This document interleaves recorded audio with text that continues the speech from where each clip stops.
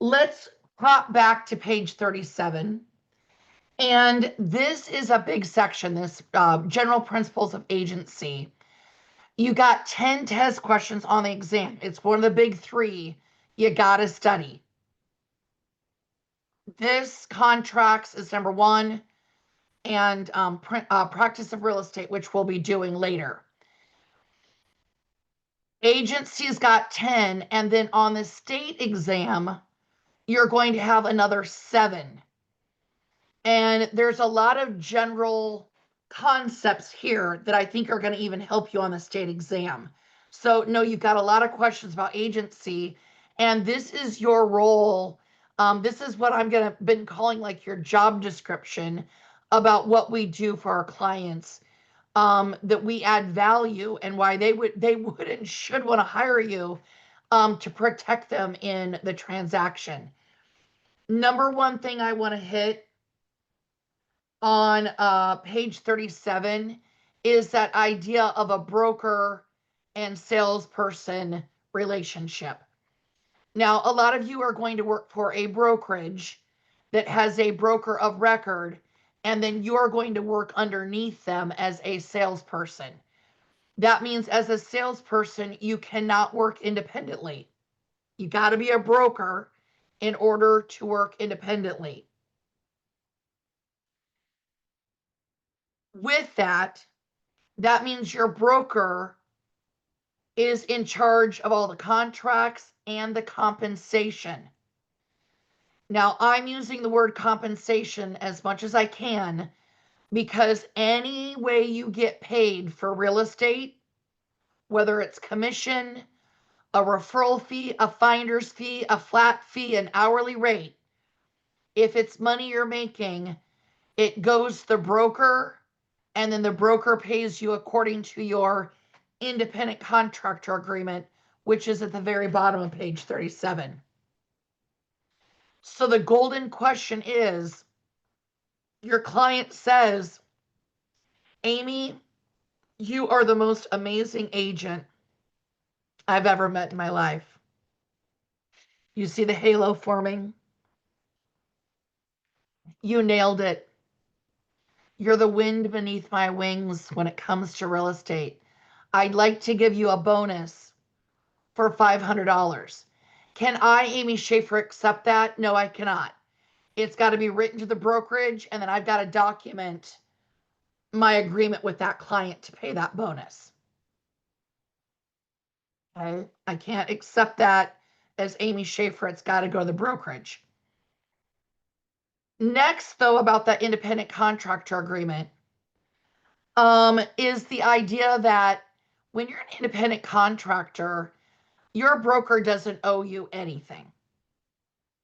There's no health insurance plans, there's no tax withholding, there's no 401k matching, and I have not had a regular JOB for so long, I forget what other perks maybe employers even offer. You get paid when you close deals, right? And some of you as property managers might have more of a salaried position. That's sometimes common there. But for the most part, you're all going to be independent contractors. The question that might come up is, let's say you set up a business entity. You decide to get paid as a business entity now instead of you as a individual. Does your broker owe you any perks now? And the answer is no. No. They don't need to start doing any sort of withholding for taxes or unemployment. You're responsible for doing all of that on your own. And I will just tell you, get a hold of this right away.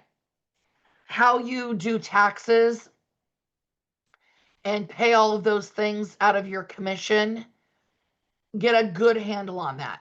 Because it is really easy to get a nice big commission check that has a comma in it. We like commas.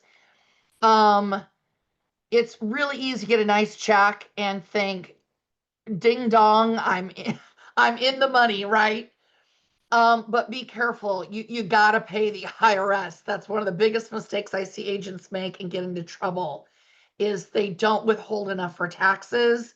And then the penalties and fines for that from the IRS are steep. And just make sure you get good habits with that right away. I knew nothing about that when I got. Page 38 is power of attorney. Absolutely on the exam. And I would say for sure that term right underneath there on page 38, universal, is usually what they're going to tie to a power of attorney. But a power of attorney is a legal way of authorizing someone to work on your behalf, sell your property on your behalf. So the idea is, let's say you've got clients that are going to be in Europe and they say your power of attorney, they give you this legal authorization. Say you can sell their house for 120, you get an offer for 120, what can you do? Well, you can sell the property. You're the POA. You don't have to wait for them to come back. You don't have to call their family attorney. Single and dual agency, the very bottom of page 38, top of page 39.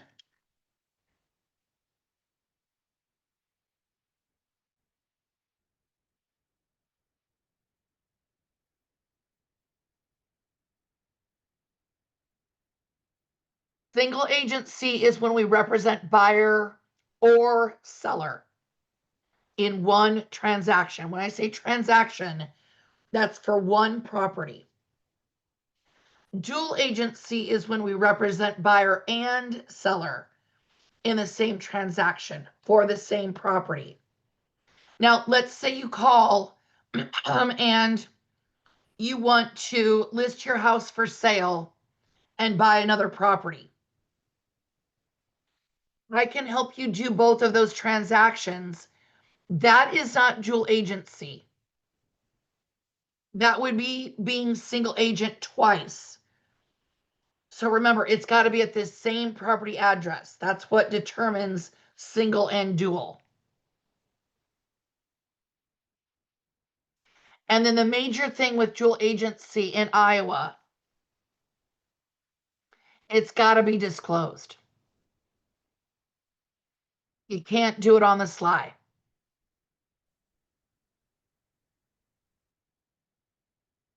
Let's talk about fiduciary responsibilities.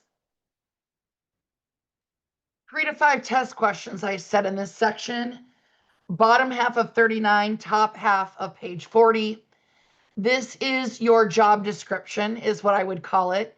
This is your fiduciary responsibility, which is a special relationship that you build with a client, not just a customer out on the street that comes through an open house. This is what we owe as a duty once we establish that we're an agent working for that client. And now we're opening up the door of sharing more information than just the facts. We're now being hired as their agent. My acronym for this is COLD AC: care, obedience, loyalty, disclosure, accounting, and confidentiality. By the way, I have used that in my buyer and seller presentations before and said, this is what you're hiring. This is the value that I offer. I've used a very similar presentation to that before. Care means by having a real estate license, they expect you to know more than the average person.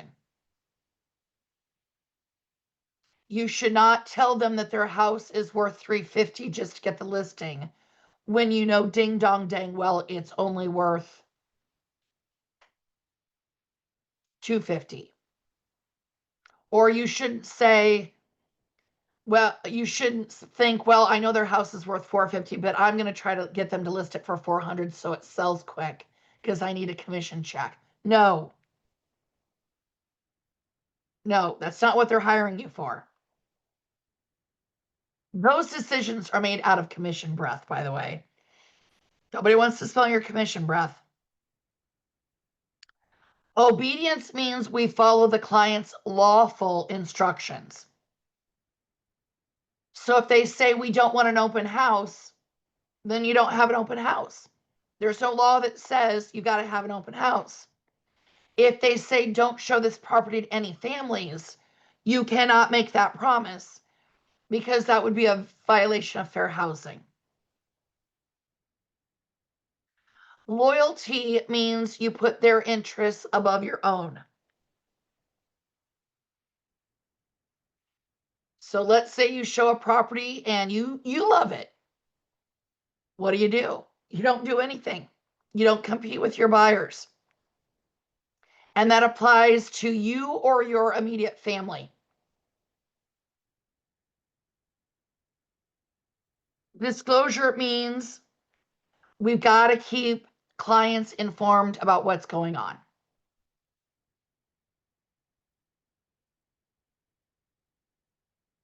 Accounting is how often we update the client.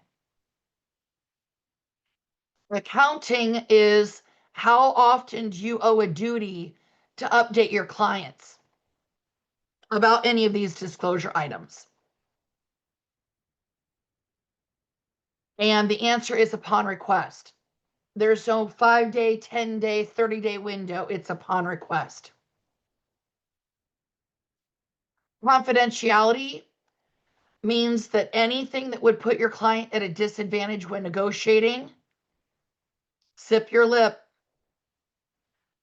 Is this an okay time to say loose lips sink ships?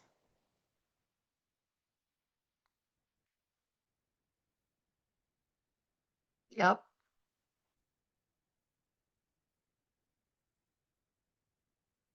yep. And here's where we have this come up, is sharing that a buyer is willing to pay more or that a seller is willing to take less. Guys, you should not share those things unless you've gotten written authorization from your client. And one of the things that always makes me nervous is when I hear language like motivated seller. The seller's really motivated, write an offer. Before you start using language like that, I'm going to encourage you for your career. Ask your seller what motivated means. I'm going to bet motivation is time. We want this to happen faster. But what do you think a buyer thinks motivation is?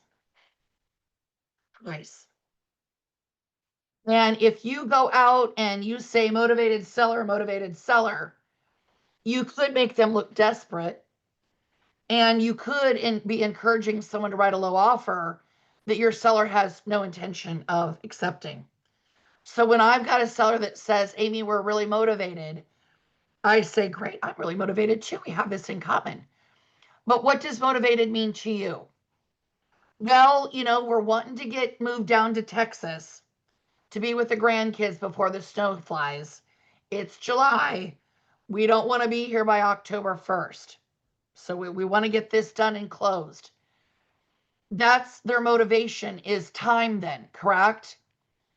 Well, you want to be careful how you say that. But if I've got clients that say, we're motivated, we want to get this done quickly, I'll say, does that mean you're wanting to consider an offer less than what we've got it priced at?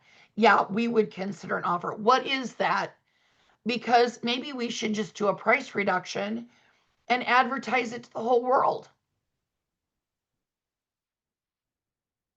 Not just have me verbally tell a few potential buyers at an open house. So I use that as an opportunity to ask, are we ready to reprice this? Be careful when you say motivated. Motivated doesn't always mean the same thing to everyone. Seller representation agreements. Exclusive right to sell means we hire one agent and the seller cannot do a for sale by owner during that period. Exclusive agency, I'm at the bottom of page 40, means the seller hires one agent, but they can do a for sale by owner. Open listing means the seller hires multiple agents and can still do a for sale by owner. Now, the one thing I want to hit is whether it's buyer or seller agreements. If you see the word exclusive, this is how it works. If you know or have reason to know that a seller has an active contract exclusive with an agent already, you cannot solicit them for business. The only exception to that rule is if they approach you first. So you see the word exclusive, hands off.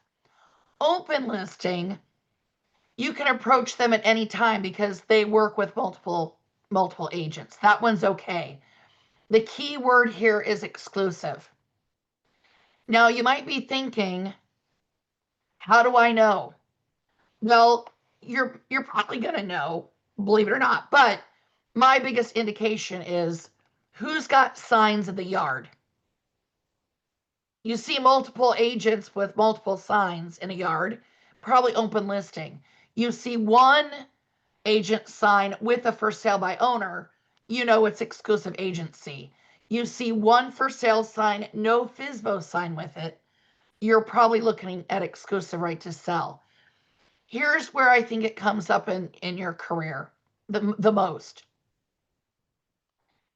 One of you in this class is going to get your real estate license. And in a few months, you're going to be backing out of your driveway. And in the rear view mirror, you're going to see a for sale sign in your neighbor's yard. And it's not going to have your name on it. And you're going to be really annoyed that they didn't hire you. Well, number one, the reason that maybe they didn't hire you is they didn't even know that you existed, let alone that you were a real estate agent. So number one rule there is go make sure everyone knows you're a real estate agent. You're not in the Secret Service. Second thing is, I guarantee you that's going to be the listing that everything sells except for that one listing, and you got to drive by that damn sign all the time, and you're going to get really annoyed. And you cannot go across the street when you're getting your mail and be like, man, are you going to ever give me a shot to sell this house? You cannot do that until that listing expires. Or they approach you first is the exception. Does that make sense? Keyword here, buyer or seller is exclusive. You can't solicit them unless they talk to you first. Then a net listing at the top of page 41. This is where we give the seller a net price, but we don't disclose what the list price is or what the commission dollars are. We just keep the difference. That is illegal. In most states, it is illegal in Iowa. According to the National Association of Realtors, it's also unethical. But they might give you a test question that doesn't even use the words net listing. It will maybe just say a scenario where the seller gets the net and the agent keeps the difference between the list price and the net as commission is considered question mark. And the answer is, I do want to talk termination of agreements on page 42.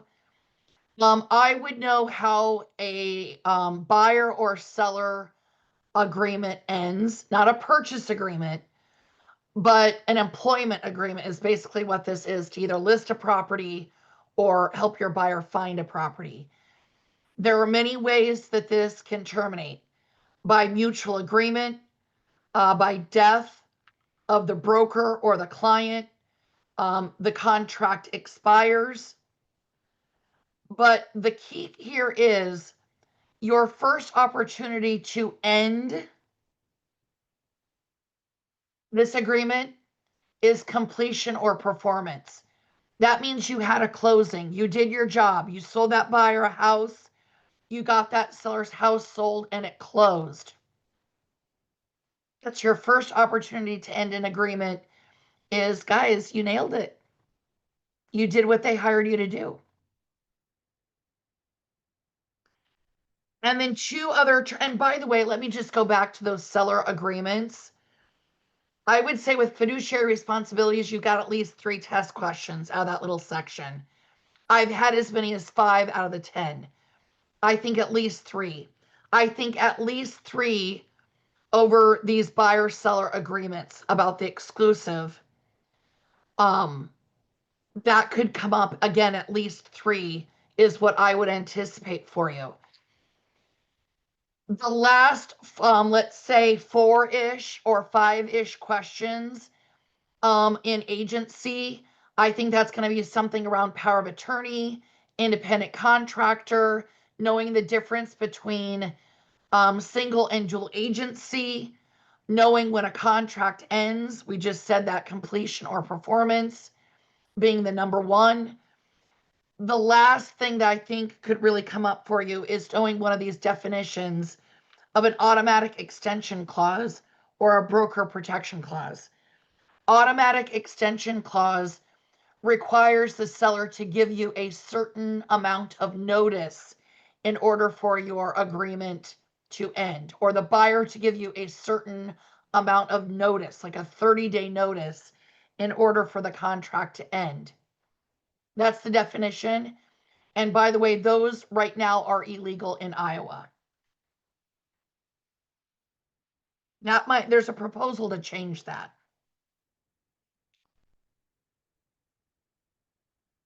And the other one is a broker protection clause.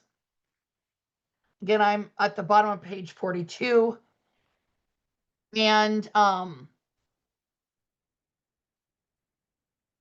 this is where we protect the buyers that we attracted to the property during our marketing period, or we protect the houses that we showed to a buyer during our period under contract with these clients. We're protecting our work so that they can't go out and then work directly with the seller or directly with the buyer and cut us out of the work. We're protecting ourselves. And that protection clause is a standard part of my listing agreements and my buyer agreements. It's pre-written in there.